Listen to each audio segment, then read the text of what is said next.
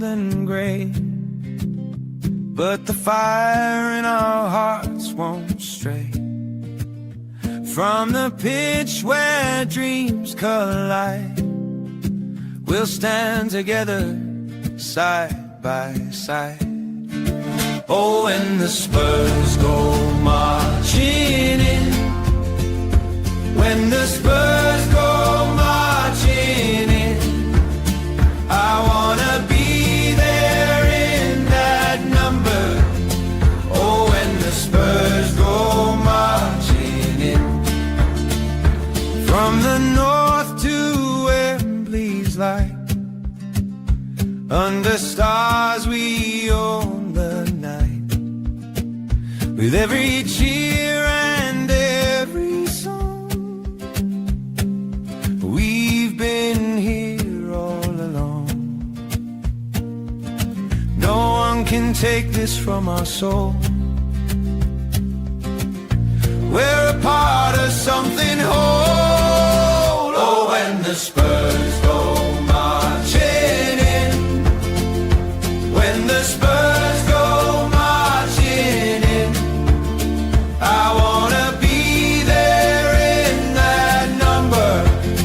Oh, when the Spurs go marching in, we've seen the glory, we felt the pain, through the sunshine, through the rain. Every step is ours to claim. We'll rise again.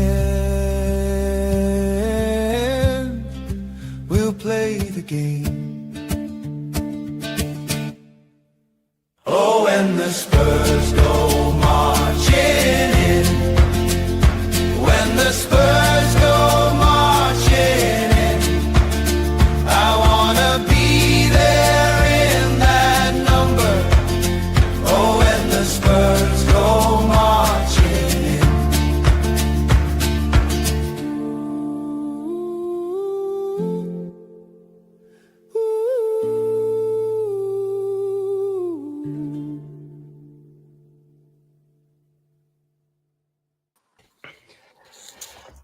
Good evening. It is a Saturday night. It is less than 24 hours after the end of the game, and you joined me and four honest mates on Project Spurs who are still trying to process stuff. So I will go around the houses and introduce you to my wonderful panel, because these guys will probably boost me up more than I will be able to do for anyone tonight, because Gary is at the game. He's frozen his bollocks off. He has not had a fun afternoon of it, and luckily we're all at home, so we can at least have some therapy with some beer, non-alcoholic if you feel it, because I think he's got confused after getting lost 3 boroughs away the other weekend as well, from where he's meant to be in West London and ended up in Brixton. So without further ado, I believe making his debut on the panel, but a good friend of mine, Joseph. How's it going, mate? Yeah, I'm all right. Thank you for having me. Yeah, first time on the channel, but hopefully first of many. Yeah, I mean, what a crazy game we just watched. I thought, considering obviously Gary's a big part of this channel, I thought I'd actually say what he said, what he put in the chat after the game. He said that was one of the most painful second halves I've watched at home. I'm freezing and we lost. Merry Christmas. I think that just sums him up straight away, doesn't it?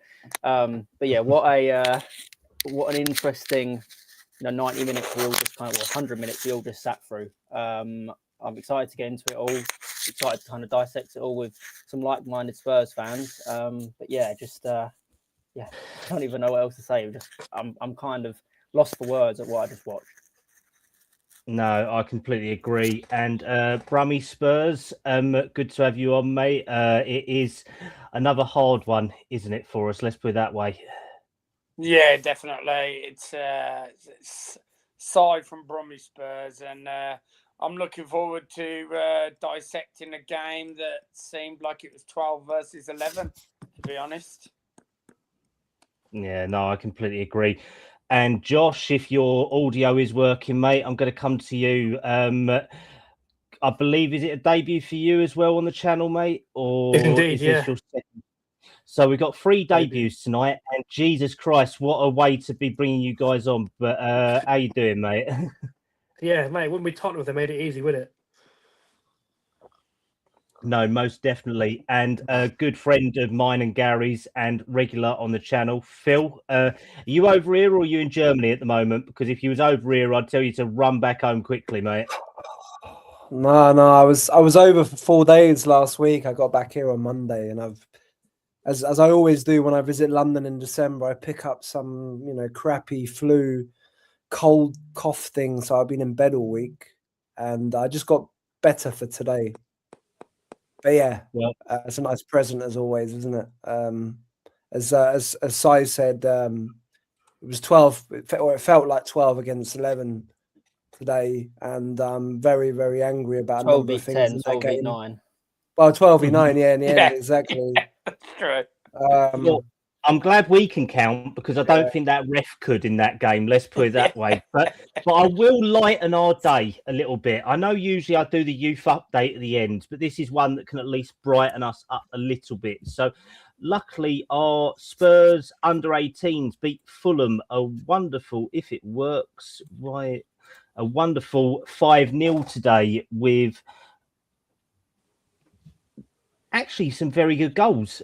A hat-trick from Reece Elliott-Paris, lovely goal from Oliver Boast, and I believe there was one other person on there as well, and I can't remember who bloody... Oh, Ty Hall as well. So that did our guys a load of good. So at least one of our teams won today, 5-0 respectively. But let's go from the start. So lineup dropped as follows. Vicario in goal with Porro and Spence as fullbacks, Romero and Van der Ven in central defence, with Archie Gray, Bentancur and Bergvall in the middle. Well, we assumed Bergvall was going to be in the middle, but he turned out on the left most of the game, with Xavi Simons, Kolo Muani and Kudus as our front line. So I'm going to come to you, Josh. What was your initial thoughts on the lineup when they were first announced? First, I was seeing Bergvall in there in the midfield, thinking, is he going to put Bergvall at 10 or is he going to stick him out on the right wing? Because either way, I was concerned about Bergvall being in those sorts of positions because he's quite clearly an 8. And again, I think if you had like a doggy or a left-sided left back in the side, could probably get away with it a little bit. But I do feel that under Frank and without Udogie, we become very, very narrow with Spence on the right. Because everything kind of gets funneled inside when they put Moani out there, Bergvall. Our biggest threat is already Kudus out on the right. So teams are already prone to putting 2 to 3 players on him first and foremost. And then if he gets the ball enough, Xavi as well. I feel like that lineup makes it very easy to just mark 2/3 of the pitch because there's going to be very little threat coming down our left side. No, most definitely, mate. And Joseph, obviously, I know you're very actively looking at all of these lineups for these games. So what was your initial thoughts on it, mate? Yeah, to be fair, actually, I think on paper it didn't look too bad. I thought Bergvall being brought into the team would make it a bit more industrious, a bit more kind of, because we knew Liverpool were probably going to come at us with a diamond, which they ended up doing. So I thought, in terms of trying to stay in the game, in terms of trying to battle, I thought the lineup actually made a lot of sense. There was a part of me that thought maybe Paulinho would start, obviously knowing what Liverpool kind of have available to them on the attack in terms of some of the world-class players they've got. You think maybe Paulinho would have started, but to be fair, as the game went on, I was quite happy to see Archie Gray in there and Bentancur. So I think overall the lineup, it looked okay. But obviously, again, you just don't know what to expect from a Tottenham side. Each game, they give you one thing one game, another thing another game. So it's always going to be, once that whistle went, what Tottenham is going to turn up. And we got a Tottenham that I haven't seen in a while. No, most definitely, mate. And Side, do you sort of echo what the guys have said on this one, or do you think realistically Frank lined us up wrong from the start? No, I think it was the lineup I expected. Really, I was quite pleased in a way to see Richarlison drop to the bench. Moani starting down the middle. I've always been a fan of Bergvall because he's industrious, like Joseph said. runs around, he's got a lot of energy. So yeah, that was good. But I know I'm jumping the gun, but I mean, if Richarlison played like he did the last 15 minutes, if he played like that every 90 minutes, I'd be more than happy for him to start every game, to be honest. But overall, you know, it was the lineup I sort of expected, to be honest, with the amount of injuries we sort of got at the moment. No, I appreciate that, mate. And Phil, seeing as you've got the flu, will you be a little bit more grumpy on it? Because all of these guys have been a little bit too nice about the lineup in the first place, or are you going to back it like you backed Frank all the way along like me, mate? Let me try and channel a bit of grumpiness. No, I think when I saw the lineup, I was actually happy because, I was happy to see Bergvall, get a chance back in the team. I was delighted that he stuck with Archie Gray because I was a bit worried that he was going to kind of, put him on the bench. Probably not because of his error right last week, but I was worried that he's going to be out of the team. So I was very, very happy that he was playing. I was happy Bentancur was playing. I didn't want to see Paulina in the team today. And obviously Kudus. I thought when the lineup came out that it could be a diamond, possibly. A bit more of a diamond style, maybe with Xavi kind of coming off the left, just to add a bit more in the centre areas. But in the end, I think it was a bit more of a, wide players with Bergvall playing out on the left and coming inside. Mwani obviously starting the game. I was 4 instead of Richarlison, and the back 4 picks itself. The little back 5 at the moment picks itself really because we don't have any other options. Although obviously that's going to change next game. But I was happy. I was really happy with the lineup, and I expected us to lose today. If I'm being honest, I think probably most fans, if I can say that. But I thought that was a really good lineup to put out, and I was still hopeful, as always, that maybe having a full week of training with the players, without a European game kind of in the week, right, might have some effect. And to be honest, I think it did. I thought we'll go into it in more detail, but I thought we started the game really well, to be honest.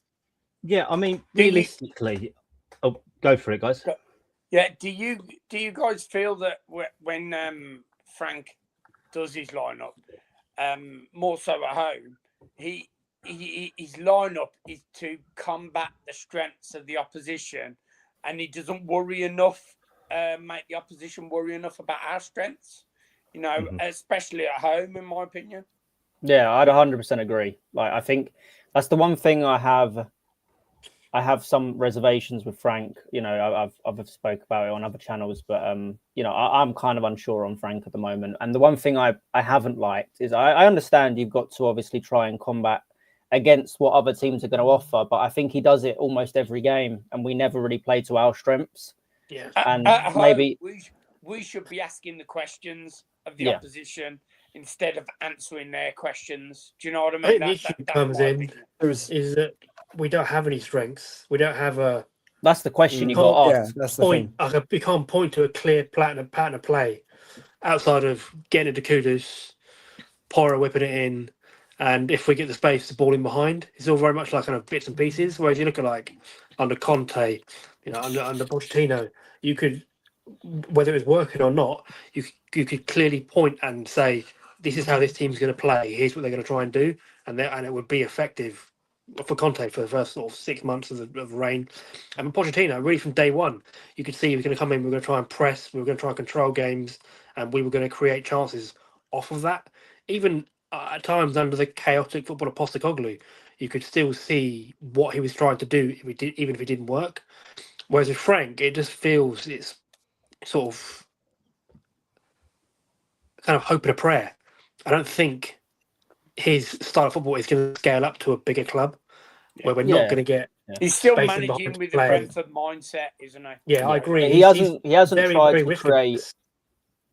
He hasn't tried to create a true identity, and this is the thing. No. When you're at Tottenham, a big club, a club that's expecting to win games, he needs to come there and go, this is how I want to play, this is how we're going to dictate the game. He hasn't had that ever since he's kind of come in. It's always very reactive, and this is again, it's obviously what a criticism a lot of Spurs fans have at the moment on Frank. It's for him to kind of, Tottenham should be dictating games. They should be controlling games. Okay, on some games, you might need to adjust different ways, and that's one thing we didn't see under Ange. But I think it's still just, we want to see Tottenham play for Tottenham, not play against our opposition, play our style of football, the Tadaris to do front-footed football that we just haven't seen. It just feels also risk averse. He's more worried about what the opposition can do to us than what we can do to them. Like, it feels like he's always on the, what if we get away, what happens there? So then I think it's being drilled into players and we're playing backwards, sideways, cautious. I mean, a number of times, even with 10 men, when Kudus got the ball over the halfway line and you could hear the crowd being like, okay, mate, go on, take your man on. And he turned back and passed it backwards. And it's like, what are we doing? Come on. It would be interesting to actually be a fly on the wall, in the dressing room, or they were on the training pitch, though, or to like get a bit more inside info, like from around the team and stuff, though, because I kind of agree with all of that. But then on the other hand, there is, like, even today, and I can't remember which game it was, but you could see that players are running into space and they're running forwards, right? So even when Kudus got the ball those times, and Kudus is just pissing around, like, all he had to do was like look up, right, and play the ball where that player was running forwards. And when he didn't do it, like, you could see it cut to, I don't know what feed you had, but Frank was going crazy. Like, he wasn't happy. Do you know what I mean? So, like, I do agree with you about, like, sometimes maybe, I think he looks at the opposition too much. I think he looks at the opposition too much at the moment. And it should be more like, well, you need to sort your own team out first. And when you've got a functioning team that actually works quite, consistently, then you can obviously look at the opposition, how you can counter certain things, because the team's already working. But at the moment, it's not working. But he still sometimes looks at the opposition. I think that then means that it makes it even more difficult for the team to kick into like first, second, third, fourth gear, And he is still dealing with trying to sort the defense out and then sort his attack out and, get this team, get the players, confident and motivated and stuff. So I agree with that. But I do also think that there is an element as well. And I don't know if it's possible us to really find that out, but like, he does want us to play progressively, right? He does want us to play, forwards quicker. He wants us to play through the lines where possible. But often the players that are either getting on the ball, they're just either making the wrong decision or they're not making a decision at all, or they're just bottling it. And you can see that he's getting angry with that and he's getting frustrated with that. So again, whether that's him also maybe over coaching the players almost too much and making them confused or making them, do you know what I mean? Or whether a lot of these players are just also, to be honest, and I'm not taking the blame away from Frankie completely, but like whether the players themselves are just so, do you know what I mean? They've got to like sort themselves out here somehow, right? Whether they're just blocked. Because to me, it does look like a lot of these players can go a step up, right? Or even 2 steps or 3 steps up, right? And you even see it in phases in the games where we drop off again. And then suddenly at the end, we're 9 players, we're hammering on the door. And as you said, Si, like as soon as you put Liverpool under pressure, they look like they could concede. Like all you have to do is put them under a bit of pressure. So why can't you do that enough? So I think there's lots of different, there's lots of different things happening here. And Frank is at fault for a lot of them, right? Which is obviously why fans are questioning him, right? But I do think that the players are also at fault, and he's trying, but it's just not. There's elements that aren't working, and that's what they're going to have to sort out, right? Otherwise, if he doesn't pick up enough points, at some point the club's going to have to make a decision, right? Whether it's right or not, but. Do you know what I mean? It just makes me think: is he struggling to get all the players on board with his ideas? Sometimes when you watch the games, you think they're fully on board with everything he wants to do. Like Brentford at home, we played really well. There was so much movement, but then you watch like Forest away, and it just looked like he totally lost the dressing room, didn't it? Really. Try listening to that on a bloody radio with a stupid Liverpool and Arsenal commentator doing it. I mean, Jesus Christ, I was driving back from Dorset and it was like driving along. The central reservation was looking more and more comfortable at any point each time that blinking goals went in. But let's jump quickly into the first half, because I know we've had 20 minutes and we ain't even got to the red card yet. Let's put it that way. I know we're having fun, but I know a few of us have to go after an hour. So I do want to let you guys have some life, because that took 2 hours of your life away tonight. Let's put it that way. So pretty quiet first half. And then this man who looks like he is celebrating in this photo, probably not the best option. 34 minutes, a red card. Just when we was doing actually all right, and we weren't great, but we was controlling that first half, weren't we?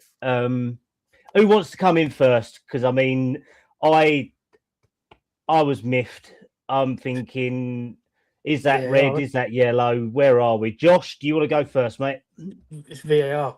I think in real time, kind of like, that was a bit clumsy. You slow it down. You're like, you can go, oh, that's really bad. But it's like the problem is that we now have this kind of situation where VAR and slow motion, 75 angles makes everything look worse, rather than getting one go. But you know what? You missed on the field. Have a quick look in real time. Chances are, from what I can tell, Xavi was just adjusting his stride. Unfortunately, Van Dijk happened to kind of move across. He caught him on the back of the leg. It's a yellow card because it's clumsy, but it's not intentional. It's not dangerous. It's not malicious. It's just like, that was a bit stupid, mate. Yellow card, carry on. But you know, he goes to the screen, and the problem with the VAR is the second you hear on field review he's going to look at the screen, you know it's going to be a penalty, a red card, or something's going to be coming for your team, and it's not going to be good. No, definitely. And Joseph, I'm going to come to you as well, mate. Van Dijk seems to love doing these challenges, doesn't he? And get away with it. He seems to be the walking epitome of not getting red cards, and yet this one seems to go against him. Or go against, well, Xavi Simons does go in the modern game. Theoretically, it is a red card. Realistically, the slow motion does nothing to help it either. And obviously, overall, VAR has to step in if there's a clear and apparent mistake there. And obviously, the ref's on-field decision was a yellow to start off with. What's your thoughts on this one? One on VAR with their intervention, but also on the tackle itself, mate. I mean, I think in the modern day of football, I think you always know you're running a risk of getting sent off when you go in like that. I think it is clumsy. It is, you know, he obviously doesn't do it on purpose. I think even when, you know, they showed a slow motion at half time of him getting the red card, and you can hear him, almost hear him. You can see him saying, I didn't do it on purpose. It wasn't like he meant to do it. It was accidental. But again, we know what football is nowadays. We know that every single challenge is, you know, looked at so closely. It's slowed down to milliseconds, like, you know, to try and look at every angle and every single detail. And I don't have too much sympathy for him, as much as I think, again, in, you know, years past without VAR, probably would have been given a yellow card. Everyone would have moved on and it would have carried on. But unfortunately, that's not what football is at the moment. That's not what football is nowadays. You know that these things are going to happen. I mean, we saw one earlier on this season with Van Dijk and Anthony Gordon, where he went steaming in. Yeah. And I think that one was worse. I think he had so much more force going into it. It looked like he really went in for it. And I think Xavi Simons' one is more accidental. But again, there's always going to be that chance that you can get a red card. And again, I agree with Josh. I think as soon as you see, you know, VAR and you hear the on-field review, you know it's going to be a red card. So it was a really tough one to take, especially, I mean, personally, you know, Tottenham were on top. I thought it was a really poor game of football for the first 30 minutes. I thought both teams were pretty poor. But overall, we were looking good. We were in the game. We were dictating tempo in some sense, and it really derailed us. And it's such a shame. I mean, Xavi Simons was having a poor game. Let's be honest. It seemed like his passes were always going awry. He couldn't really get on the ball. He couldn't do much. And it just kind of summed it up for him. And it was just, again, there was no intensity in the game. And it's like, it just felt, I don't know, it came out of nowhere. I think everyone was kind of surprised when it all kind of went down and then down to 10 men and the game completely changes. So yeah, it's a shame. You know, missing him now for 3 games will be a big shame as well for Spurs. But it's what happens, and this is what football is now with VAR. You know, every challenge is really looked at, and you know, one way it could go one way, could go the other. It went against us today. No, definitely. So I'm going to come to you. I mean, it does look like you've got a thunderstorm going on in your front room right now with them. I'm hoping they are Christmas lights. If not, this is what Spurs do to us. They They just got certainly angry are, cloud Callum. storming above us, Blue and mate. white, But blue and white Christmas lights. blue and white, bloody No hell. red allowed in this house, I can tell you that. Oh, mate, don't. I mean, realistically, red doesn't help us, does it? One way or another. That's too. Well, I mean, what was your initial thoughts on the first half altogether, Si? Because we weren't that bad, were we? But we weren't great either. Yeah, I mean, up until the red card, the whole game seemed to me like it was a bit of a chess match.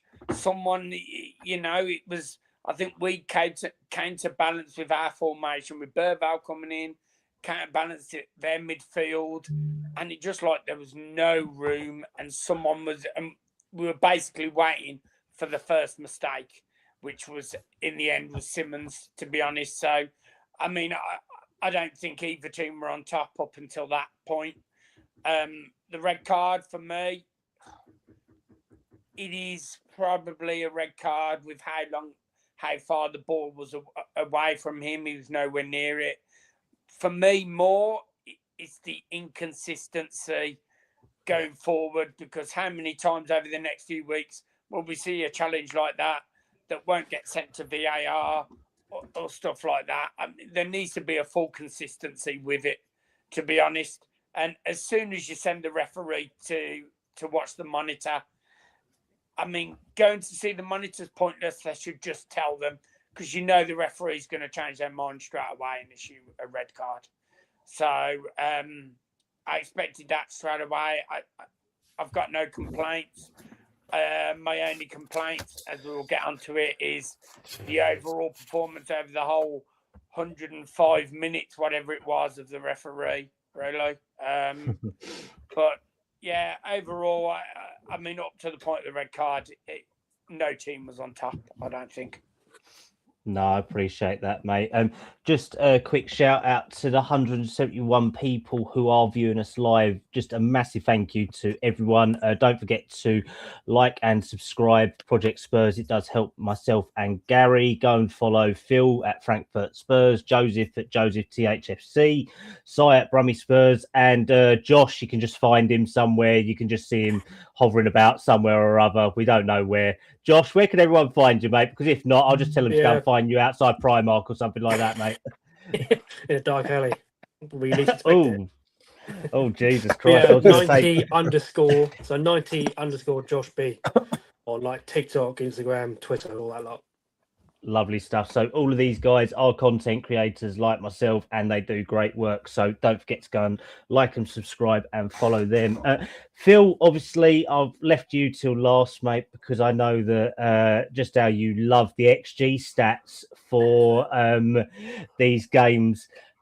Obviously, at half time, Spurs were ahead on XG. We had 0.44. Liverpool had 0.22 and were a man down. In all honesty, does this really fucking matter? I am sorry, but I had to give it to you, mate. I had to. I don't want to hear or see about XG anymore. Anyway, it's like it annoys me so much. I need to turn off. I'm with you on that, Philip. Ridiculous stat, ridiculous. I subscribe to the X. There's an X account in there. I don't know what the official kind of XG thing, whatever it is, and I need to turn that off because I still get like stupid notifications coming in constantly saying, "Oh, like who won that half?" and I don't know what, right? XG can be a good indicator, but it's kind of also a bit pointless, right? Because often some chances don't really get kind of included in it, you know, and obviously long shots and all this kind of stuff or mistakes, and it's all a bit weird. But you know, I think look, I mean, what minute was the sending off? Was it like 30 or something? 34. What minute was it exactly? Yeah, I mean, I disagree slightly in terms of the fact that like that the game was kind of completely balanced. I thought we edged it. I think probably up until that point, I think we were the better team in the game. I think just before he got sent off, there was a graphic and it said we'd had 7 shots and like 1 or 2 on target against 1 from Liverpool or something like that. Mm-hmm. And I know we didn't have 7 great shots on goal, but I thought that we at least we approached the game in the right way. We kind of were on the front foot. We got in some good positions. Spence broke away a couple of times. There was a couple of good passes as well, kind of on the half break. We had a bit of possession. Liverpool didn't really look particularly dangerous at all up until that point. Don't really remember Ekitike kind of doing anything really of note. Don't think Vicari had to really do much either. Although there was a couple of cases where he had, kind of hung onto the ball a bit too long, and then his distribution was poor as always. But up until the red card, I thought we were the better team, and I'm just so angry that Xavi put us in that situation. Off the ball, like miles away from the ball, to like be able to give a decision like that, because that ruined the game for us. I don't think anyone after that expected us to get anything from the game. Especially obviously going down to 10 men against Liverpool. Sorry, 12 men. Going down to 10 men against 12 men. I was angry. To be honest, I was annoyed. I was going down 4 or 5-0. Thought we were in real. Yeah, trouble. I thought we were going to fold then, and it would be like 3 or 4-0. Isak would score a brace. Ekitike would score. Wirtz would get off the mark finally in the Premier League, which is also crazy that he hasn't scored yet. Jobberslai would score a free kick or something out of nowhere. But but the thing is, like, for me, that was a red card. Like, especially nowadays, like if you more decisions, if you see cases like that, right, where he's literally going like that with an open foot that high, on the leg, right above the, Achilles or whatever, above there, miles off the ball, regardless of whether it's just a slight mistime or not. Obviously, it looks a million times worse on the slow mo. But as soon as you see that slow mo, that's going to be a red card. And it was the right decision to give it as a red card, to be honest. And it annoys me as well about the inconsistency, because it is inconsistent across the league. But if I'm just ignoring all of that for now, today that was a red card. And I was very annoyed with Xavi because literally 20 seconds before that, he misplaced like a very simple pass. Yeah. Terrible pass. I think he passed it out of play, and that was his second misplaced pass. And it was such an easy pass, and you could just tell he was frustrated about that. And that's where that tackle came from. And that, for me, is okay. He lost his head in that moment, but it's I don't know what to say really. It's irresponsible, right? He shouldn't be doing that. He should know better. He's an international. Blah blah blah blah blah. And he put us down. He put us clumsy. It's just stupid, and it's just typical. It's just another Spursy thing. I hate that word, but it's another thing that happens to us, like in a game like this, where we were well in the game. Like, I don't think we would have lost that game today if it was 11 against 11, even 11 against 12, right? We would not have lost that game today, right? But we get something like that happening, and then we'll talk about the first goal then after that anyways. But we just give away these like stupid things. From nothing, it's another early Christmas present, man. Annoys me, things like that. The great thing is we haven't even reached half time yet, and we've already got a Phil rant. We've got 253 wonderful people watching us. Si's internet's been cut out by the bloody shitty Christmas lights that he's got, and we haven't even got to a first goal yet in a game. I mean, it's wonderful, ain't it? We're definitely getting there. So it's the most wonderful time of the year, Cal. Well, yeah, exactly. Considering I'm the biggest Scrooge going and I'd rather work on Christmas, I mean, definitely I'd rather blink and keep working than doing this. Either to be Si has forgot to put money in the meter. now, so he is now fully offline. Let's put it that way. Right, so we get to half time. It is oh, there we go. So I had to get my words out there before, just a mini rant. It's all right, mate. It's fine. It's fine. I'm sick of giving presents away. Well, it was all right because up to this game, we'd given away, I think, about 20 mistakes that led to goals up to it. And I think after today, it puts us another one. Bear with me 1 second. Si, did you put 50p in the meter, mate? That's it. All 40 now. All 40. There we go. Wonderful stuff. So, obviously, we get to half time, and realistically, we are still in the game. And then it goes straight away. Conor Bradley goes off. Alexander Isak comes on, and realistically, we don't do too bad, do we? At the start of the second half, we kind of coast through for about 10 minutes. And then 56 minutes. Right, who wants to have an explosive rant? Because Phil's already had one, so I think someone else gets to have one for this goal. Because this I'll start. Yeah.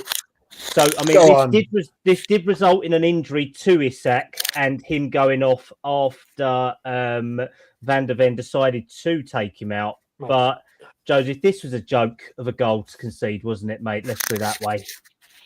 I mean, we've seen it too many times this season in general. We've seen it a bunch of times from different players, from different in different moments. But I can't understand. I can't understand what Romero's thinking with the pass. I mean, so we come into the second half. Obviously, we're down to 10 men. We're thinking we've got to try and nullify whatever Liverpool can do, and we just got to play on the counter attack, and we've got to try and lick something. That's, I'm sure, what the game plan was at half time when Frank spoke to the players. Now Romero instead, we're playing the ball out from the back. Obviously, Liverpool have kind of been pressuring us, after the start of the second half, and Romero decides to try and play this, 1 in a million ball through the gap, through to Colin Warney making a run, and it doesn't make any sense. And like the other thing as well is I noticed that the fullbacks in that moment had also pushed up forward, and it even shows another reason why you shouldn't be making that pass, because if it goes wrong, rather I'll say when it goes wrong, because it usually does for Spurs, but if it goes wrong, those fullbacks are out of position. They're not coming back to save you, and that's what we see. We see it doesn't look like a Romero pass. I'd say usually he's one of our more consistent ball playing just players in general in the squad. Yeah. Definitely one of our best ball playing defenders. But there, he just looks like he completely swings at it. He has no real control over what he's doing, and it's just a hopeless pass. And then obviously, when you're playing against a team like Liverpool, anyone in the Premier League for that matter, all these teams have got quality, and they're going to punish you when you do something that's stupid. And we see it, Isak gets his goal. Obviously, he does go off injured after that. But it's just from one of our most senior players, our captain, for that to be what you do and for that to be the way that we concede when we are still in the game, like you said, although Liverpool are a bit on top, we're in it. We know they're going to be on top in the second half. We knew it when we went down to 10 men. So you're just thinking, just keep it calm, play smart football and try and get something. But you do things like that and you're just going to give opportunities. You're going to open up the game for Liverpool, and it's exactly what he done. I mean, he's our captain. He's supposed to be the level-headed one. He's supposed to be the one that dictates what people do, on the pitch. He's the manager on the pitch. And for him to kind of fall apart the most out of anybody is really disappointing to see. So, it is what it is. We have to try and pick ourselves up after that moment. But again, I'm sure a lot of Spurs fans at half-time didn't have much hope. And once we see our captain go and do that, I think everyone given up. None of us really expected any kind of turnaround. And just all on Romero. Romero's mistake. And it's such a shame because again, we were in that game. This Liverpool team is really average. Like let's really put it. This season so far, they've been poor. They have not been the Liverpool of last year. And we had all chances, even with 10 men, to get something from that game. But when you make silly mistakes like that, what are you going to do? What's going to happen? You're always going to end up conceding. And we've seen that so many times under Frank so far. I mean, we saw it under Ange as well, but we've seen it so much from this group of players. And something's got to change eventually, because I know we'll get onto it properly at the end of talking about the game. But Tottenham are in a really poor position right now. We're in a difficult spot, and if things don't get better, we're not far away from a relegation zone. I know a lot of Spurs fans will kind of turn their nose up and go, "Oh no, that's not going to happen." It could easily happen. There's no reason why it couldn't. The players aren't playing well. The manager can't seem to get them playing the right way. We're in a bad spot, and if we keep on making silly errors that go to these, allow these goals, how are you ever going to get out of it? So yeah, I mean, for me, that was just unfortunately the Jekyll and Hyde that is Romero. I don't know what it is about him, but too often since he's come to the club, I and I'm sure we've all seen him be drawn to the ball like that, and kind of almost completely abandoning the back four and his part of the pitch to mark, to be drawn to the ball. And obviously the first goal was a foul, but he is often caught lacking at either he and or Porro, or those as a right-sided defensive partnership. Often are either caught ball watching or aren't strong enough at the back post. It felt like we had the full spectrum of Romero today, because he was quite good in the first half, picked up some good passes. He was being quite vocal, but then he had the error for the goal, for Isak's goal. Then he started barking more and more, and they kind of I was nervous because he's on one. He's not usually this vocal. He looks irritated in the first half, and the second half came was kind of like, okay, he's getting worse. It's getting worse. I think it was about sort of an hour or so after that mistake of where it was. I was thinking to myself, he might get sent off. He's a bit of a loose cannon at times. I love him massively and think he's a very good player and one of our most talented players, but he is unfortunately a bit of a nutter at times. He's very much that South American centre back.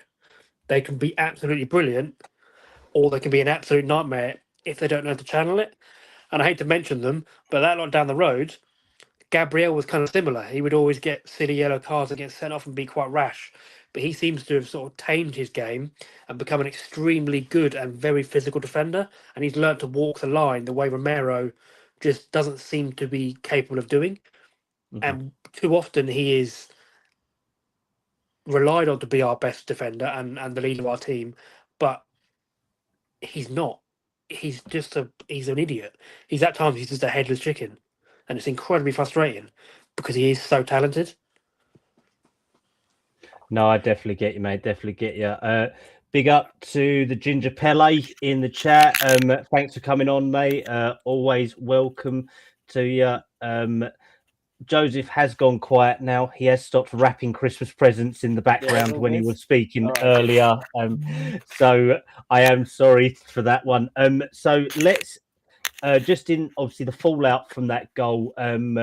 Van der Ven did injure Alexander Isak, and he went off to be replaced by Jeremy Frimpong, with Brennan Johnson replacing a less than effective Mohamed Kudus in that second half. Not bad first half for him, but not great in the second. And then ironically, LiveScore have the worst bastard of a sponsor ever, where it comes up and goes 2 up. Let's put it that way. So for the second goal, it says 2 up. That's how annoying this thing is. And yeah, this one was another farcical of a goal. Obviously, Vicario rooted to the line like a sack of spuds. Romero getting bounced by Ekitike, and Ekitike going above him to head into a relatively open net. So, I'm going to come to you on this one, mate. There's obviously being annoyed at getting a second going down 2-0. There is the fact that we hadn't really done anything since their first goal to try and get back into it. And then also, was there a foul from Ekitike on Romero in the build-up to this goal? Yeah, Callum, 100% there was. He had 2 hands on the back of his back. Romero did make a little meal of it, but as soon as that happened, I went on Safari, Google, whatever you want to call it, to have a look, what your class as a foul with 2, and it's if the attacker gains an advantage. And Ekitike gained an advantage from that, 100%, because there's no way Romero could challenge him or anything for that. So I can't even believe that VAR did not even look at it or or get the referee to have a second look. 100% that was a foul. Making the meal of it may have gone against Romero like he usually does. But yeah, it just should not have stood whatsoever. But just going on to what Josh said about Romero earlier, I mean, I totally agree. It was unfortunate in that second goal because it should have been a foul. But the first goal, soon as he loses a ball, I take my 10-year-old lad to football every Saturday morning, and the 9, the 8-year-olds, they just all follow the ball, and then you've got half of the pitch that is completely empty. Romero did exactly that. As soon as he put that bad pass in, he just ran after the ball, completely left like Isak alone and stuff like that. That was just unforgivable from him. But for that second goal, it was unfortunate because he should have had a free kick. Should have, 100%. Shouldn't have been allowed, in my opinion. And it goes against the whole referee's performance. It was just shocking. He might as well have had a Liverpool top on, to be honest. No, that seems fair. I'm just going to go around the panel quickly and I want a one-word answer for you guys. And it will link into when we cover Romero getting sent off later on. But is there merit to dropping Romero and replacing him with Danso now? Josh? No, because unfortunately, if we drop Romero, we miss out so much on his ability to play the ball out from the back. And when he's having a good game, his ability to punch balls into midfield and into the striker. So we are kind of, again, because of poor squad building, we're left in a position where you've been an idiot, but we can't drop you because we really need you. I mean, it makes no difference now because he's been sent off, so he's got to miss at least one game. But I don't think we can afford to drop him with our current squad, even if we should. That's fair. Joseph? Yeah, I agree with Josh. I think, unfortunately, we don't have another centre-back who's probably anywhere near as good as what Romero can be on his day. So I don't believe that Danso or Dragoshin will do what Romero can do for us, and it's unfortunate. Maybe if Vuskovic was still was here, I'd probably throw him in. I'd like to see what he could do, but obviously he's out on loan. So yes, I'd probably say you've got to stick with him. But it was an awful performance from him today. No, definitely fair. And how many Christmas presents did you wrap up during that little segment there, mate? How many? Yeah, was it? One, only two? a couple. Unfortunately, I've got a bit more to do. So yeah, you have to bear with me. Colt, we'll leave you to it on that one, mate. Frank, Phil, not Frank. Fucking hell, Jesus Christ! It's your favourite Thomas Frank, isn't it? Phil, same question for you before I go bright red, because I've taken the mickey out of Joseph for saying wrapping up Christmas presents, and now I've gone bright red for a massive clanger live on air. So, same question to you, please, mate.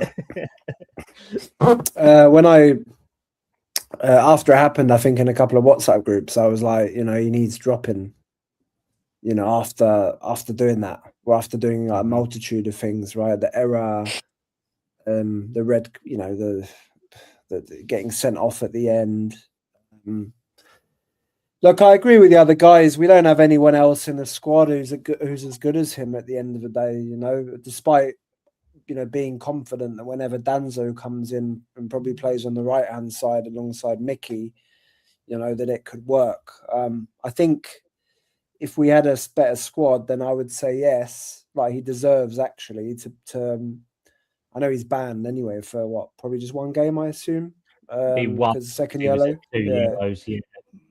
If I would kind of be a bit hardcore and say, look, sometimes these players need to they need to be disciplined a bit, like they need to kind of understand that if they, screw up in games, and there's a risk that they might, drop out of the team, right, for 1 or 2 games. And I wish I could sit here and say that I'd like that to happen, actually, because I think he deserves it. I think he deserves to go on the bench, maybe just for 1 game or something, right? And give Danzo a couple of games, But the problem is at the moment, we need every point we can get, and Frank needs every point he can get, to be honest, as well. And I don't think dropping him is going to really benefit anyone.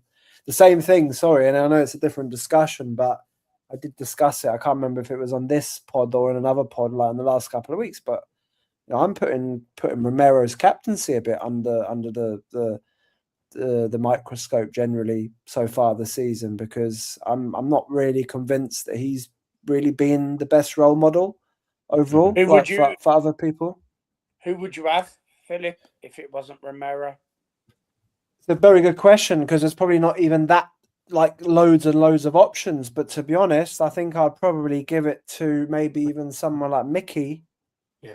You know, and as an opportunity to kind of, you know, like grow into it, right? I think I think he's it's the only other option we've got. he is a leader. Yeah, Mickey- he's the only option. Other option. What about Flappy Hands in goal? Do we want to give it to Flappy Hands? No. No, because we want Maddison we would would have be a another shout Lloris. if he wasn't injured. I think Maddison would be a shout if he wasn't injured. well, but Madison obviously- would be the clear, probably the favorite, right? If he was fit, yeah, he'd be the squad captain for me. Yeah. Like, but I said it like last week or the week before, and I'm just saying it again because I'm annoyed with Romero, and I'm not convinced that he's offering us enough overall, like as captain at the moment, you know. And but break down that however you will. I know it's very hard to analyze, you know, and all this. I know our team isn't functioning either, so there's lots of problems. But I would just flag out that I don't think that Romero is particularly helping us. Maybe, but No. that's a discussion for another day. I think No, Romero's a definitely. personality on and off the field that probably needs a manager who can be quite stern, but like, you know, because he hated Conte because Conte was like a taskmaster, drive. Yeah. I feel like Frank is kind of too much of the opposite, where he's kind of like he seems like a lovely bloke, but I don't ever think he's really going to gain the respect of the likes of Romero. I mean, I can think of an Argentinian manager who might be able to get in Romero's head and get him to calm down a little bit if he wants to come back. I'll put it out there. I thought you was going to say blinking Diego Simeone. Then I was going to say, Jesus Oh, no. Christ, we've only just gotten rid of them transfer rumours in the summer. Let alone that. No, Josh, you are being returned to that blind alley at the moment, mate. For that comment, but we shall see. On that one, so straight after that, Romero, we are staying on the subject of him, complains to the referee over being pushed in the back, remonstrates with the ref, acts like an idiot, even though it was a foul, and gets his first yellow card. So in response to that, Frank takes off Lucas Bergvall and Archie Gray, who arguably probably had one of the best games for us. Archie Gray, Lucas Bergvall moderately, but they were probably two of our brightest stars on that. And João Paulinho and Wilson Odobert come on. And then we get to the 80th minute, and someone decided to release a pigeon onto the pitch because said pigeon is doing us a lot of favours at the moment. So he replaced Randall Kolo Mawani, and number 9 Richarlison comes on. And realistically, he starts making a lot of trouble for the Liverpool back line, because I don't feel that we tested them enough in that second half when we should have done. Obviously, poor refereeing decisions being not helpful. But 83rd minute, and João Paulinho takes a scuff shot from a corner, drops to Richarlison, and scores a pretty tidy goal. So it was one of the brighter moments of the game, wasn't it? So who's feeling happy? Who's feeling happy to talk about this? Because we all look so glum. I mean, Phil looks like he's going to fall off his chair.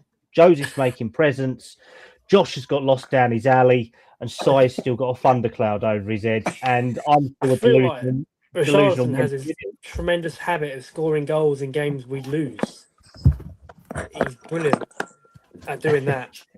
I think, let's be honest though, like it's not like it was this excellent goal that, you know, we created out of something. It was a corner that they failed to clear and we capitalized on it. Yeah, sometimes you need a bit of luck, I guess, but you know, I feel when Richarlison came on today, he just caused them trouble in defence. He just got about them a lot more than Mawani. He does love he does love a game against Liverpool, doesn't he? And he loves a goal against them. It seems to be that running motion with it. I mean, at the moment, yeah, Joseph, what is that bloody noise? Please show us your hands, because if not, we are all getting weird ideas. What is Four that? hands Bloody hell. caught now. I think after that performance, I'll be doing that.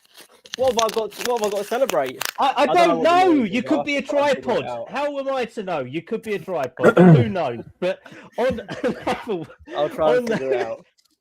we will try and figure out what Joseph's sound issues are. But like we say, Richarlison does love a goal against them, obviously for his Everton time, and then also for his time at Spurs against Liverpool. Phil, did you see a way back in this game when he scored that goal? Well, realistically, honestly, no, not really. Just because I just kind of thought, well, it's a consolation, and we've obviously we're playing with multiple men short kind of thing. But I thought, well, at least it's a goal on the sheet in it, and you never know what could happen, right? Maybe if we get some more crosses in the box with the lack of players that we have. But I thought, if I'm being honest, I thought that we'd probably get hit on the counter again, But actually, Liverpool they dropped back. Really, they didn't they didn't push us too hard. Like they didn't try and play higher coming out. I think Liverpool probably could have made it a bit more difficult for us, at the end there, because we were pushed quite high. No, not really. But I guess I was hopeful that maybe we might get away with one or scam something. One thing that I just wanted to mention, though, quickly that comes to mind about Liverpool today is that they didn't press us at all in the game. And I think we said last week, that whenever we play against teams, or I certainly have the feeling that whenever we play against teams that press us hard, like Forest did last week, we have no real kind of answer.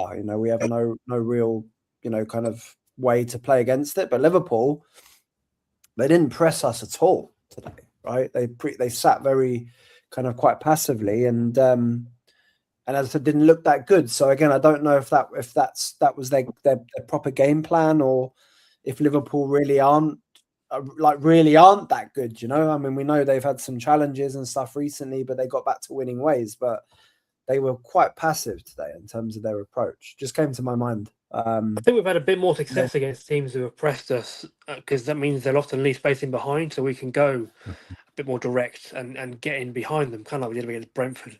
Obviously, a lesser opponent, but feels like we struggle more against teams who sit in a deep block because we can't get behind them. I think we struggle more in terms of if we can get in the game, then we struggle to break them down, right? Yeah, we struggle. But there's been games like Bournemouth this season at home, like Forest away, like a couple more, probably Monaco away.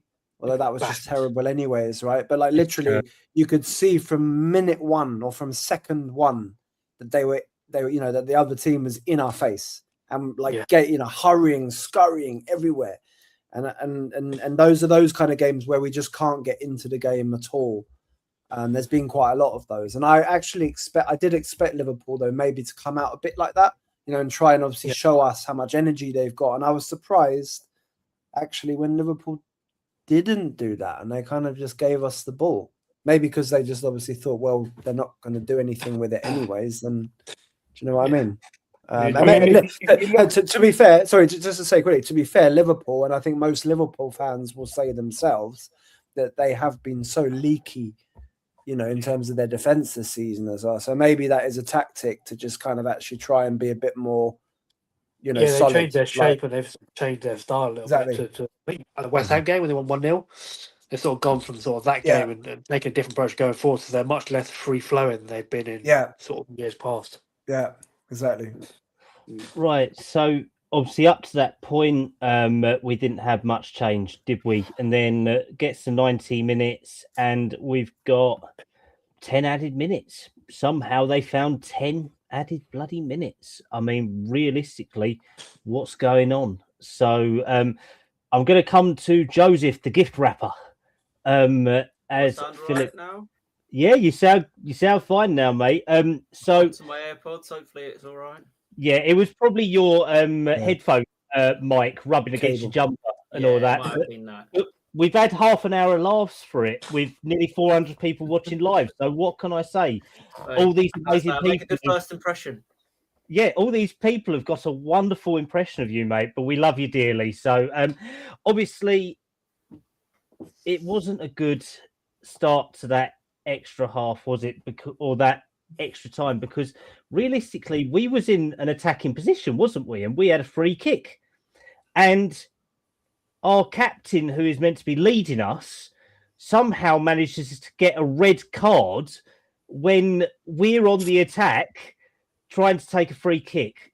What the hell is this about, mate?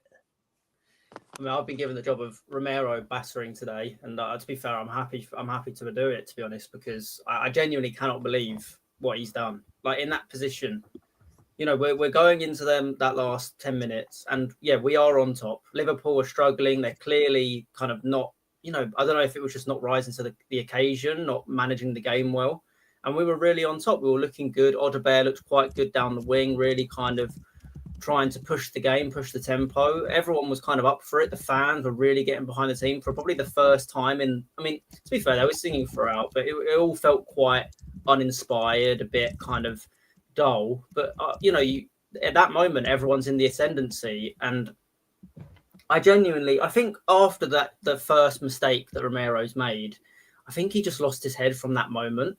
And we saw him struggle for kind of get through the game. He kept on going in for some big challenges, each time getting the ball, fair enough, but he kept on going in for some quite harsh challenges, trying to leave a little bit on his opponent. And I mean, I don't think any Tottenham fan could complain about the decision. I mean, yes, okay, he's gone down, he's got the free kick. Just get up and get into the box. I mean, we saw against Newcastle, we've seen it in other moments. He has actually been a bit of a goal threat for us, especially when we've needed it. And for him to do that in that moment, I can't believe it. I cannot believe what he's doing. It's just, it's idiotic. Again, from your captain, from your leader, to be the one doing that is shocking. It is absolutely appalling. And it's just, in that moment, you're really thinking, I was actually feeling, and I'm quite a pessimistic Spurs fan. If anyone's, you know, Callum, you've known me for a while, Philip, you've known me. I've always been quite down on what I expect from Tottenham. And in that moment, I'm thinking we can get another here. We can get into we can at least get a point. You never know what can happen after that. But for Romero to kick out on Konate for absolutely nothing either. It's not like Konate was doing much. Yeah, okay, he fouled him, and then Konate was just complaining for a moment. Like, what did you do? It makes zero sense. I couldn't believe it. If anything, Konate was there for us to get runners around him to make mistakes and get sent off himself. He was already on a yellow. He could have got yellow there. When you thought that if this was in the middle of the pitch, okay, maybe remonstrate a little bit. But this was an attacking position. This free kick went straight to the goalkeeper afterwards when we took it. It wasn't like a dead ball situation or a quick hit and go. This was an attacking position. We was in the ascendancy, and we expect professionalism from our captain, don't we? Ultimately. So, Josh, I'm going to come to you. Do you think this is childish from Romero? Do you think this was just him being the loose cannon that he can be? Or is this something bigger that we need to look at now? Yeah, it's difficult. You think you'd want to say, it's something bigger, he doesn't respect Frank, but I feel like he was shouting quite a lot of the midfield and forward players to play forward more, much like Frank was on the side. I think he just basically lost his head, his frustration with how we were playing. His mistake with the first goal, him feeling like he was fouled, which he was for the second goal. Just kind of keep building, and he just completely lost his head. I just think it was just he saw red basically. And unfortunately, it's something that it always feels like he walks that tightrope a bit too often for mine. I'm sure all Spurs fans like him. I like him to be aggressive and be in the tackle and set the tone. But it feels that often he would just be stepping across it, flying into tackles, and just sort of doing things he doesn't really need to do. Sometimes he just needs to be the calming presence, be sensible, be calm everyone else down rather than being the one that goes in like a ball in a china shop. No, I agree. Just some live quotes that are coming from Alistair Gold at the moment from Frank's press conference. So Frank was asked about the crowd. First and foremost, said the fans were brilliant today, stuck with the team, very, very good. Yeah, I thought the crowd was brilliant today. They gave the ref a lot of shit because Yeah. he was, to be Well honest. deserved. Simple as that. Frank also said that he doesn't like Xavi's red card as sending off. For me, it's not reckless and it's not exceptional force. He's chasing Van der Ven. He is trying to put pressure and then he changes direction. So that's a 50-50 decision. But I think all five of us are in agreement that the second goal is a mistake from the ref. I think there are two hands in the back, clear two hands in the back. I don't understand how you can do that and give a goal to the opposition player. So realistically, Frank is still not doing what we want him to, but he is at least taking some responsibility and speaking about some more honest stuff in press conferences after the game as well. But so Romero gets sent off. We get two more yellow cards in extra time. We then get two subs from Liverpool to draw down time. And then after full time, Richarlison gets a yellow card as well. I mean, this ref today gave out 1, 2, 3, 4, 5, 6, 7, 8, 9, 10 cards. 10 cards in this game. Did he have control over this game? Because realistically, there was stuff that he was letting go for Liverpool. There was stuff he was letting go for Spurs as well. We will be neutral on that, saying there were some things which I think should have been picked up as well. But there was certain instances where a handball by Liverpool should have been looked at for Curtis Jones, I believe, in the box. There was also decisions where Romero did break reckless fouls and Porro did on the right in certain positions, which probably should have been picked up by the ref. But if we are going on an overall refereeing performance, this was a shit show, in all honesty, weren't it, boys? I think it's one of the worst I've seen this Totally season. agree, From a Tottenham game, it's one of the worst I've seen this season. Yeah. I just thought, as much as I don't think he completely got some of the big decisions wrong, I think the Xavi one, I think it is 50-50. I think once VAR gets involved, it kind of forces his hand a little bit. Obviously, you'd like a referee to be a bit sterner and kind of stick with their decision if they really think so. But I can understand where he sees the red card. Obviously, the Romero one is just idiotic on Romero's part. But, you know, I don't know if it was maybe the occasion, the fans getting on his back. I don't know what it was, but the referee just seemed to really have no control over what was going on. The players were angry. He never seemed to have any control. And at the end of the game, I think Richarlison's booking is for complaining that the game was over, basically, because obviously Liverpool had made a couple of substitutions and he hadn't really added on any time for that. And I actually kind of agreed with him. I thought there probably could have been an extra minute or two left, although I didn't think Tottenham were going to get another goal. I think there's still, there was that opportunity. And yeah, it's the referee just, he had a shocker today. And again, we probably won't see him have to take any responsibility for that because referees are very protected. But it's a shame because it really was, that game could have been completely different. Partly if Spurs didn't make some poor decisions, but also if the referee kind of managed the game better. I totally agree with you, Joseph. I think he didn't play enough injury time in the second half, when in the first half, he added like an extra 2 minutes or 3 minutes on what had been held up for no substitutions, nothing. I think it was a shocking referee performance, definitely the worst this season. And I was surprised at the end I didn't see him swap shirts with any Liverpool players, to be honest. No, I agree. I do agree. Josh's phone has died, so obviously a big pleasure to have you on, mate. Thanks for joining us at Project Spurs. So if everyone goes and follows Josh across his socials and gives him a big load of support. Si, I believe that you've got your mic on, mate, but I think that your electric meter has run out again, mate. The lights are off in your house, according to this podcast. So if you can give us an indication that you are still alive and not in either the dark alley that Josh is in or the Netherworld, then I would appreciate that, mate, for it. But Phil, I believe, have you got to go soon, mate, or are you all still okay?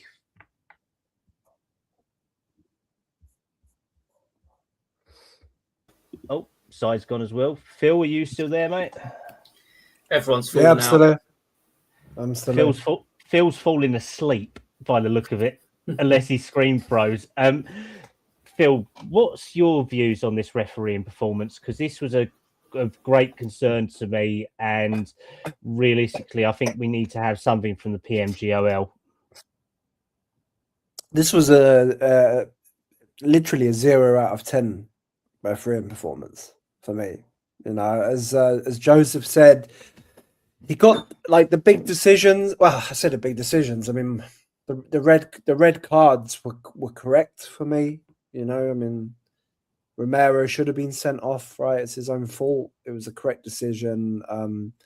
Xavi, as I said before, I can understand why people are annoyed with it, but it's a red card for me under the current rules, especially if you see it on slow motion. If VAR looks at that and sees that in slow motion, they're going to call the ref and say, you need to look at it, and that's a red. So I have no issue with that. But from the first minute, or like literally second minute or something, there was, or let's say in the first 5 minutes, there was 2 or 3 Liverpool players that went down like sacks of spuds. You know, so easily. They went down so easily, and the ref gave a foul, right, for Liverpool. And then there was a couple of other occasions, like straight after, like in the first 15 or 20 minutes, right, where Liverpool got everything. You know, I'm not just complaining, saying that he was, you know, only, you know, calling those fouls and then not anything else. But there was so many where you just looked at it and just thought, what is that? You don't, you know, either you shouldn't be like blowing up there, should just keep it going, or you need to, like, you know, I don't know, book someone for maybe not doing a dive, but for making too much out of it, right? There was a couple of cases of that, and that was from minute 1. And then, you know, he didn't control the game very well anyways. You know, the added time, I think, as Sai said at the end of the first half, there was an extra 3 minutes or something on there in the end, you know? And it just felt, and it felt in that moment, because Liverpool had the ball that whole of that time. They had some couple of corners. It just felt, you know, it just felt like the ref or whoever, or the officials were almost like just playing a bit more. You know, let's see if Liverpool can score. You know, but like that. But that's how it felt, because that time, it was, for me, it was inexplicable, and I don't know where that suddenly came from. Right within that space of time. Do you know what I mean? So there was a load of things, and then obviously. I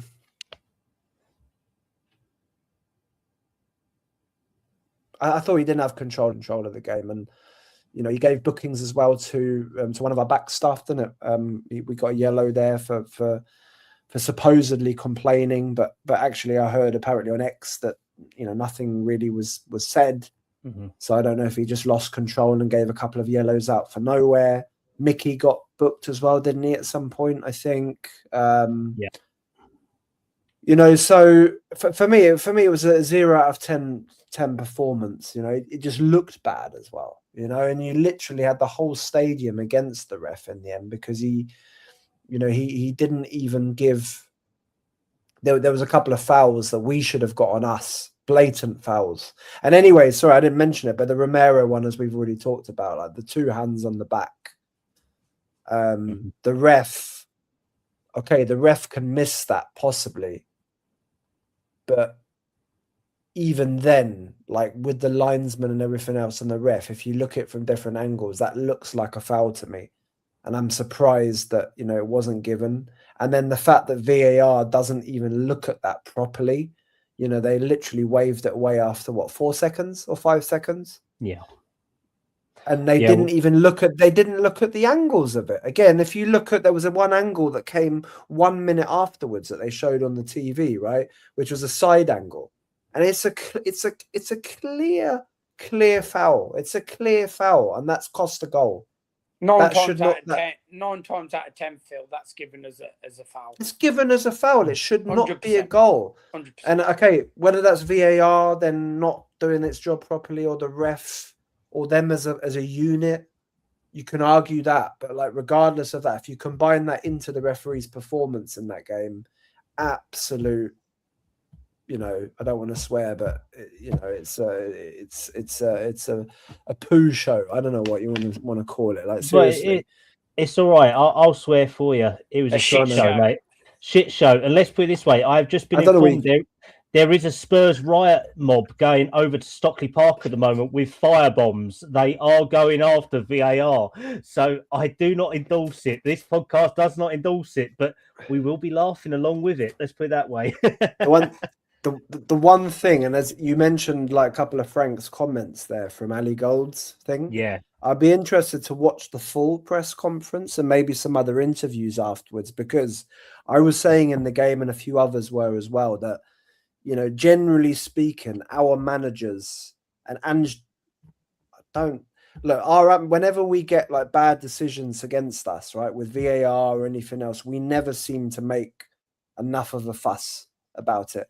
You know, we seem to accept it and move on. And that lot down the road, obviously, I hate Lego Head with a passion, but he always, you know, makes a drama out of these things. And that over X amount of years has had an impact.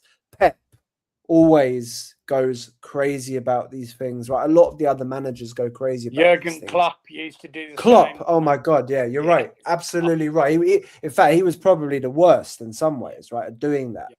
But it's funny then, okay, you've also got the fact that those teams, like especially Liverpool, Man City, you know, I don't know, like, I don't want to say that they've always had certain biases or something, because that sounds a bit, you know, do you know what I mean? But like those kind of classically bigger teams sometimes have maybe got a few more decisions. There have if been you would, analyze it. There's been more favourable decisions that have gone mildly against us compared to them. Let's put it that way. I don't want to say it's loads, but slightly. Yeah.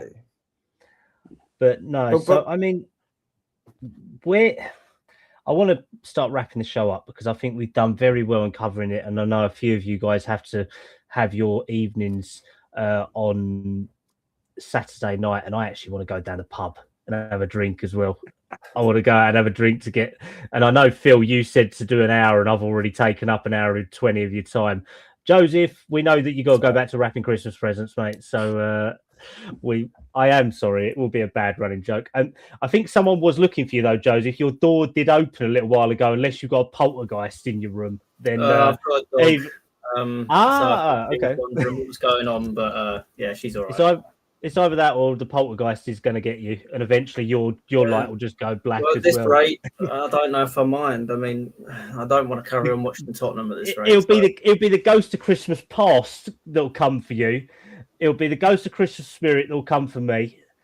Phil will just have something turn up, and Size Electric will just cut out eventually because they're dodgy Christmas lights.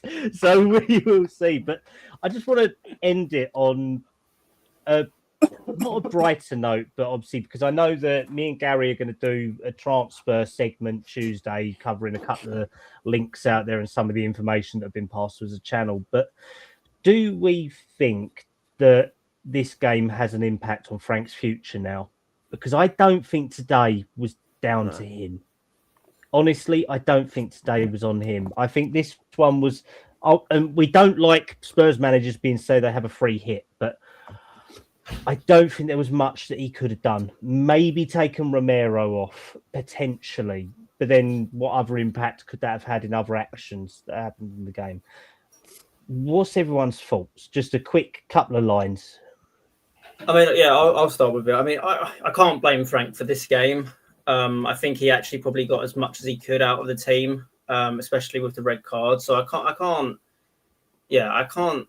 you know, put too much blame on him. But other games I definitely can, and I don't think we should just forget what has happened. I mean, that Forest game was abysmal. Some other games previously haven't been good enough. You know, obviously some people will be calling for Frank out as some people always will. But it's a difficult one. I mean, Tottenham are in a really precarious position right now with the possibility of Prjctspurs leaving, going to Fiorentina. That's a massive thing for Spurs. Mm-hmm. You've obviously got, I know Matt Wells isn't involved with the recruiting side of things, but him going as well, that's going to be a big change for Tottenham. And you're now going into January in 10 days, and it'll probably not make the most sense in terms of ripping up the management team and changing everything, knowing that this is a massive window needed for Tottenham. We've apparently got the money to spend. We need to go and spend it. And realistically, we need things. We can't rock the boat too much with all this change, because what will happen is if we end up sacking Frank after the next game or two, we're going to go into the window with a new manager who needs to assess the squad, needs to look at all the players and who he believes is good enough and who isn't. He needs to assess what he needs in the transfer market, and it's just not really going to work out. So it's a tough spot for Spurs. They're in a really precarious position. They probably need to try and steady the ship rather than rock it further. So I can't see Frank going anywhere anytime soon right now. But again, I think, the fact that Prjctspurs is leaving, to me, I know it's not something we spoke about. I know it's something that came out today, or it looks like he's going to leave anyway. I think that really does show the position Spurs are in. Really. I think, what was that, sorry? That's come out of the blue, hasn't it, to be fair? Yeah. But I think it does really show the position Spurs are in. The fact that he doesn't really want to stay around. It's not like his job's done. The job's only just started here, and he's already trying to get off it to a sinking ship in Fiorentina, by the way. They haven't won one game in the Serie A this season. Yeah, you know more about Italian football than most of us, don't you, mate? You watch it a lot of the time, and they, from what I've seen, they are a bigger shit show than Spurs at the moment. Yeah, they haven't won a game this season yet. They are rock bottom of the Serie A. They look like they're down. I mean, obviously they're a massive team in Italy. They're not a team that's expected to go down, but they're in that position right now. And obviously, I mean, we don't know what his motives are for wanting to maybe go there. Maybe he's going to have more of control there. He's going to have a bit more of a vocal kind of point in that club. And obviously with Tottenham at the moment, it's him and Johan Langer and Vinay, and it's kind of a bit confusing. He doesn't maybe have as much control as he might want, but it's still worrying to me because there's a job to do at Tottenham and he would be integral to that, and he's ready to leave that. And to me, that kind of shows that maybe he's not going to have maybe he wasn't going to have the control he wanted in the first place. So it's worrying times at Spurs. I think we need to start picking up some points, and I'm worried about every game. We've got Palace away next, and Palace are a solid outfit. They're not an easy team to roll over. Oliver Glasner's got them playing solid football. They're a Premier League staple, and we're not going to go there and just turn them over. Well, I mean, we say that, and they're getting twatted 2-0 by Leeds at the moment. Yeah, but I know we beat. Mate, it's bloody Calvert-Lewin right now. Calvert-Lewin is having his best score. He's having his best scoring season ever in the Premier League, and he'll pull up with a hammy in about 5 minutes. I know, but we turned him down in the summer, and now look at him. We can't even get a striker to stay fit, and he's blinking banging them in. He's got two. I'll tell you one thing. I know this is completely off topic, but one thing we didn't mention. I agree. I think the Ekitike one is a foul, but the one thing I would say is look at that header from him compared to what we saw from Colomwani in the first half. Yeah. Like that was a perfect header. He put it right in the corner. It was going away from him, and he generated the power in it. Now, I'm not saying it was completely easy for Colomwani to put it, but he put it straight down the middle of the goal, no power on it. That's the difference at the moment between where, the players that Liverpool have and the players that Frank's got at his disposal with Tottenham. And maybe it's confidence thing. There's so many different things you can talk about, but yeah, it's definitely something that he doesn't have the best players available to him at the moment, Frank. So he needs a big January window. If we've got the money to spend, we need to spend it. And I'm not going to lie, a left winger, a striker, a left back, a midfielder, you could look at so many things to improve this squad. Look, it's going to be our first transfer window without Daniel Levy in charge, isn't it, to be fair? Well, they need to put the money where the mouth is. They've kind of... everything's kind of been fallen onto Daniel Levy. All the blame has been put onto him. Go prove to us that you genuinely want to. You genuinely want to challenge. You want to change. Yes. Yeah. If Prjctspurs, I totally agree with you, Joseph. If Prjctspurs, if he leaves now, and I assume he probably can leave quite quickly, to be fair. And they'd probably Fiorentina would want him probably for January anyway, right? So I would assume he's going to leave next week. They need him for January because they are in an absolute. He won't.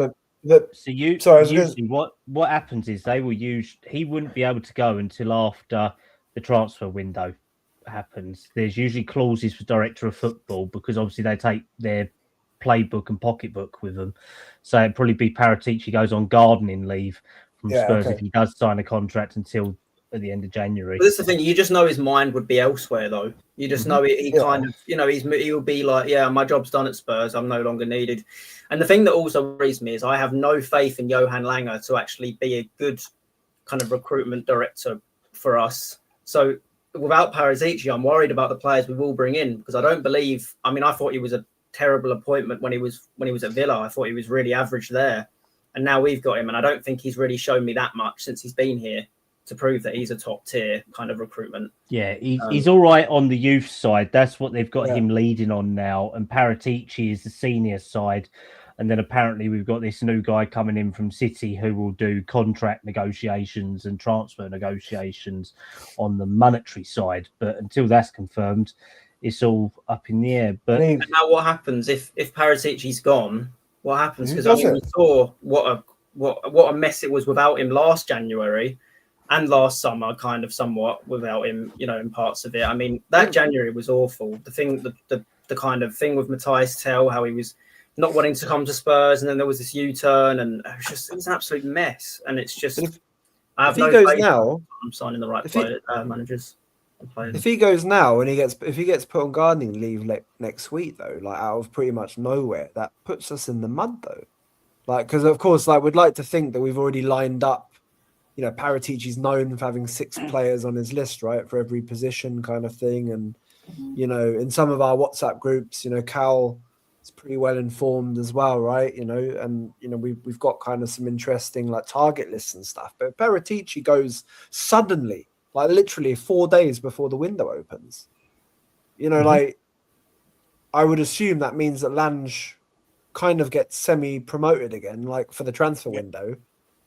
And is then leading all of the kind of negotiations, right, together with Vinay. Because that other guy from City, from my understanding, he wouldn't come until the end of the season anyway, right? Because he's got quite a long notice period and stuff as well. So suddenly we're going from a situation where we had Paratici probably booked in, to either fly here, fly there, or I don't know what, right? He probably got Microsoft Teams calls booked in his calendar and stuff, and he's suddenly gone. And now we've got to like, I don't know. Like it's just another typical kind of like thing, isn't it? Like for Tottenham, right? Like literally 3 days before the window opens, actually not having a director of football anymore. That we only just basically employed.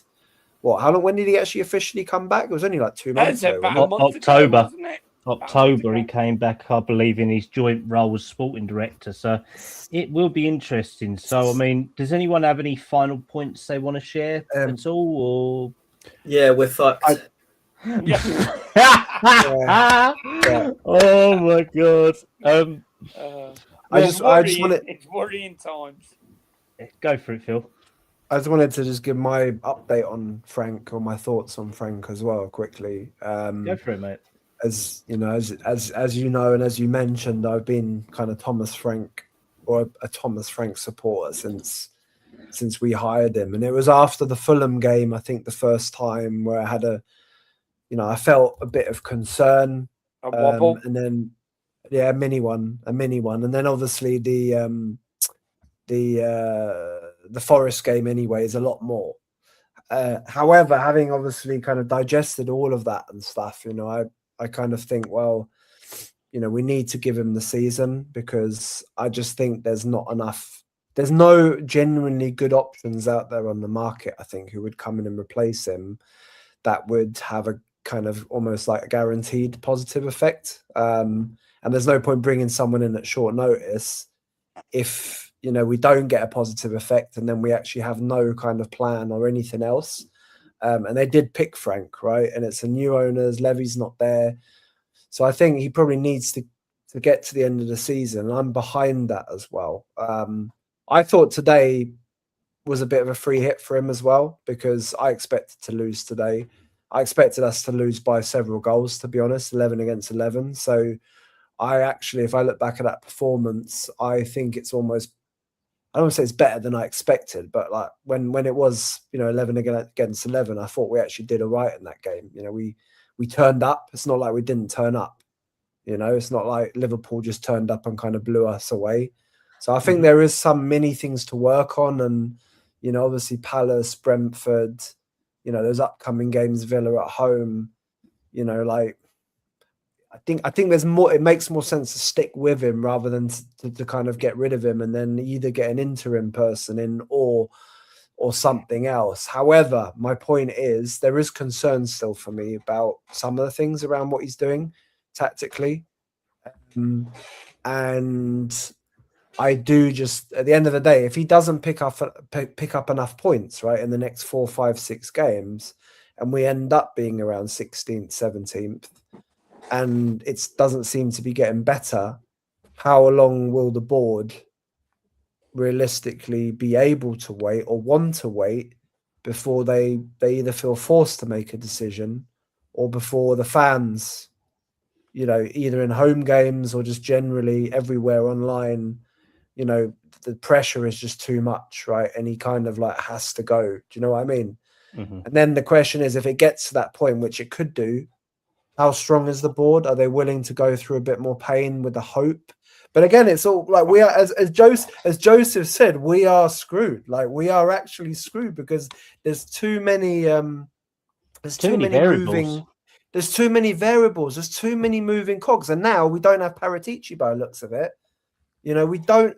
And also, like I mentioned it before, but like I honestly believe that a lot of these players are just not delivering what they can do. Like the squad isn't good enough, right? The squad is not good enough, but it is good enough to get better performances out of these players, more consistency, and I believe still better attacking performances through the players. I'm sure Frank can do more, but I also believe that something just isn't clicking there, and like that has to somehow get better or click. And I believe it would do, I think, if he gets the time and we get the new players. But there's so many moving parts in this piece now that I don't even know sometimes if what I'm saying is like if it do you know what I mean? Like if do you know when we put our opinion across and we put it on based on our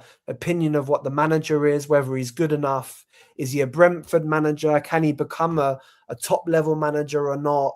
Is it him being negative, or is it his tactics not being progressive enough? Is it the players?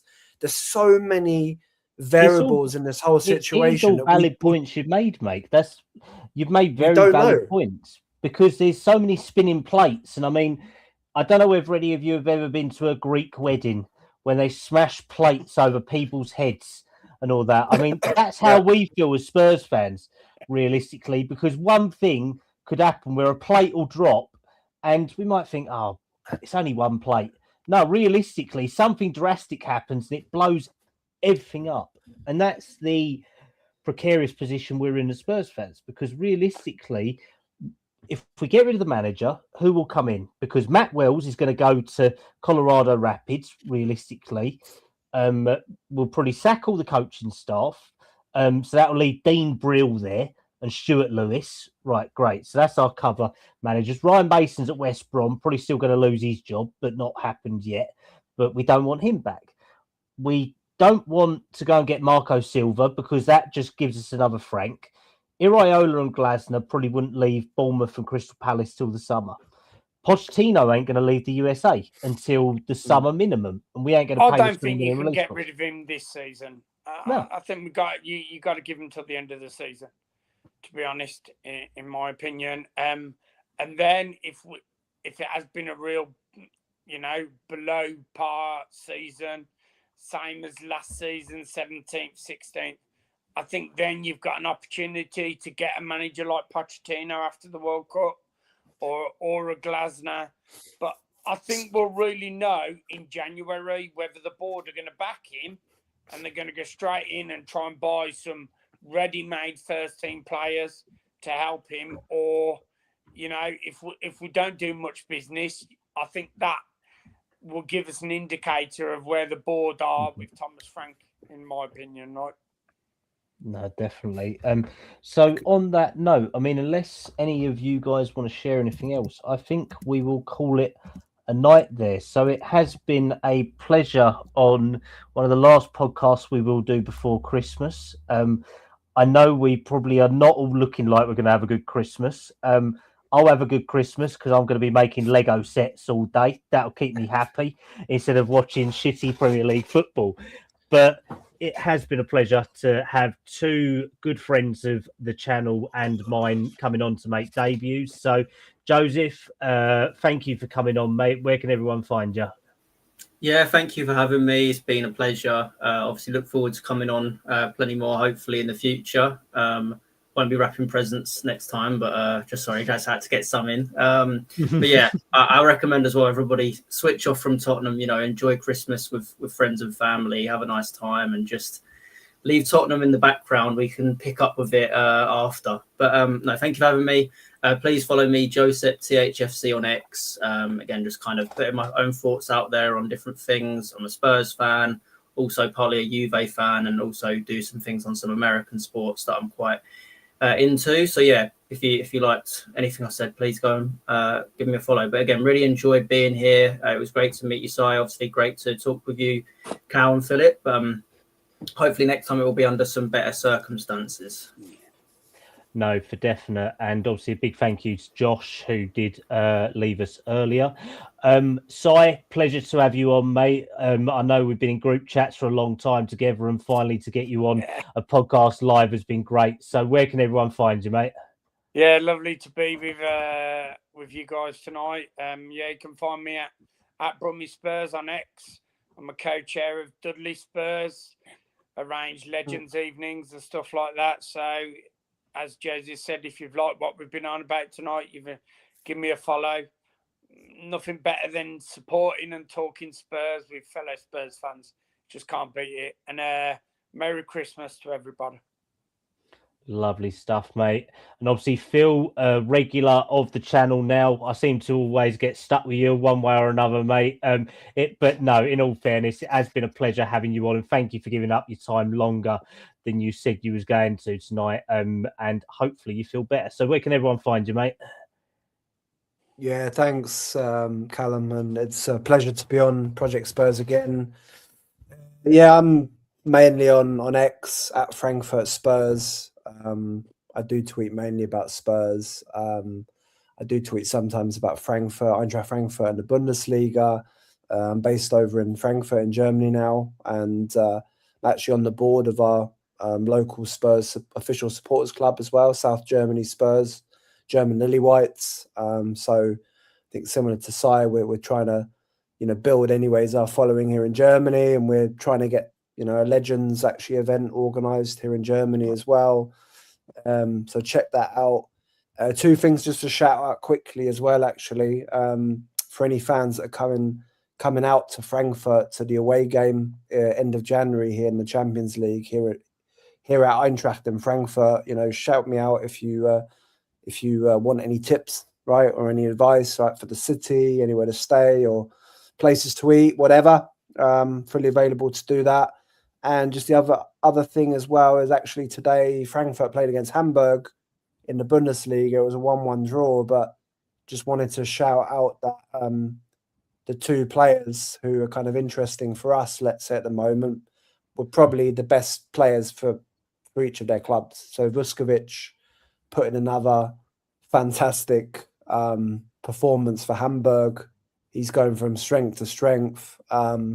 And Nathaniel Brown for Eintracht, was bombing up and down that left-hand side. He put in a wonderful assist for the Frankfurt goal. Very, very beautiful team goal it was as well. So I really, really hope that Vuskovic, hopefully, that he kicks on. I'd like to see him next season in Spurs. Whether that's the right thing for him, I don't know. But it'd be great to see him in the squad. And Nathaniel Brown, if we are interested in him, we better make our interest concrete quickly.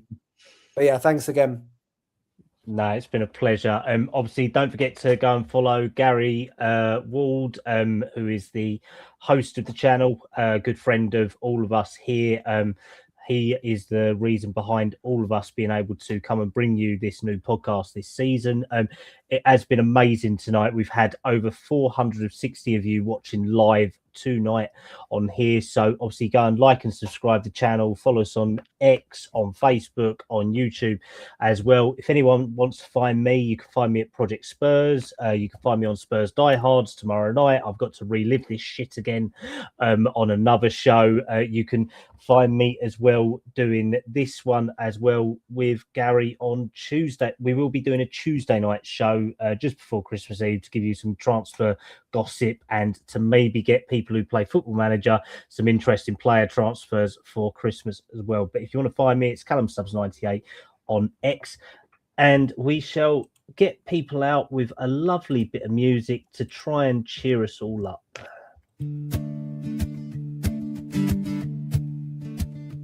Oh, the streets are cold and gray, but the fire in our hearts won't stray from the pitch where dreams collide.